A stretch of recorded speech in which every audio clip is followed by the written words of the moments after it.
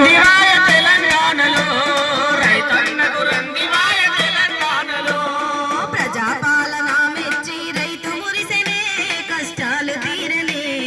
రైతన్నకు రందివాయ తెలంగాణలో రైతన్నకు రందివాయ తెలంగాణలో రైతన్నకు రందివాయ తెలంగాణలో పంటకు 12,000 చేతికందనే రైతు భరోసిచ్చనే పంట సాయము పొందిన రైతు మురిసెనే